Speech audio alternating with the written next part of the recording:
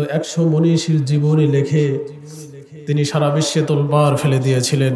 1 নম্বর জায়গা দিয়েছেন বিশ্বনবী জনাবে মুহাম্মদুর রাসূলুল্লাহ। তো এই বইটি লেখার পর লন্ডনে একটি অডিটোরিয়ামে তাকে জিজ্ঞেস করা হলো, why you have ranked Muhammad sallallahu alayhi wasallam as the number 1 on the list in your book who we don't believe?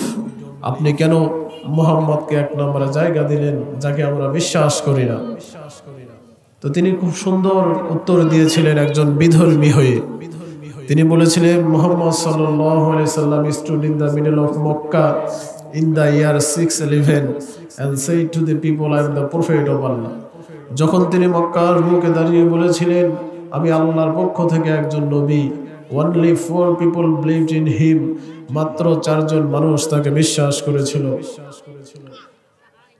Now even after 1400 years, a number of Muslims has gone over 1.5 billion and it is still expanding.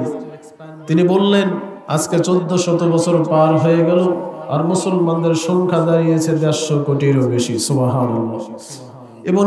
এবং এটা বেড়েই চলছে। তিনি বললেন, now another thing to ponder is that, আরো একটা চিন্তার বিষয়, মুহাম্মদ সাল্লাল্লাহু আলাইহি ওয়াসাল্লাম could not have been a liar, তিনি মিথ্যুক হতেই পারেন না, because a lie will not last long 1400 years, একটা মিথ্যা 1400 বছর টিকে থাকতে পারে না। Even after all this time, millions of Muslims will not hesitate to sacrifice their life over one word that would hurt their prophet Muhammad sallallahu alaihi wasallam. পৃথিবীর লক্ষ লক্ষ মুসলিমরা একটি কথার উপর তাদের জীবন দিতে পারে, একটি কথার মাধ্যমে যদি তাদের নবীকে আঘাত করা হয়।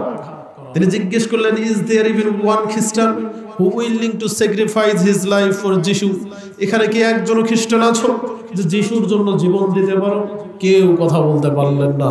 পৃথিবীর লক্ষ লক্ষ কোটি কোটি মুসলিম আমাদের নবীর জন্য জীবন দিতে রাজি। কথা বলেন ঠিক কিনা?